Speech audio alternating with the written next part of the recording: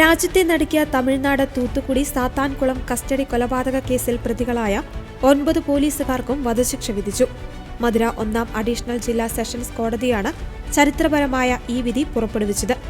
Case അപൂർവങ്ങളിൽ അപൂർവമെന്ന് നിരീക്ഷിച്ച judge G Muthukumaran പ്രതികൾക്ക് വധശിക്ഷയ്ക്കൊപ്പം 1 കോടി രൂപയിലധികം പിഴയും ചുമത്തി.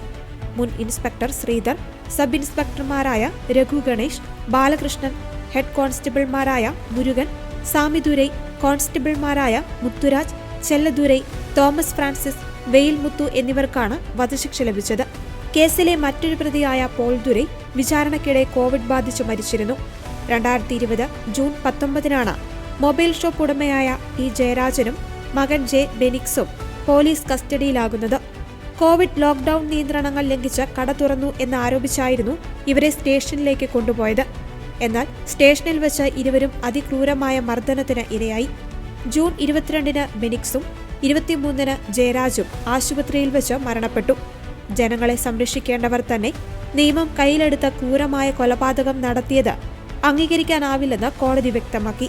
ഒരു കുടുംബത്തിന്റെ അടിസ്ഥാനം തന്നെ തകർത്ത ഈ ക്രൂരതയ്ക്ക് ജീവപര്യന്തം ശിക്ഷ മതിയാകില്ലെന്നും വധശിക്ഷ തന്നെ നൽകണമെന്നും കോടതി നിരീക്ഷിച്ചു. 105 സാക്ഷികളെ വിസ്തരിച്ച കേസിൽ സഹപ്രവർത്തകർ നടത്തിയ ക്രൂരത തുറന്നുപറഞ്ഞ വനിതാ ഹെഡ് കോൺസ്റ്റബിൾ രേവതിയുടെ മൊഴി നിർണായകമായി. CBI ആണ് കേസ് അന്വേഷിച്ച് കുറ്റപത്രം സമർപ്പിച്ചത്.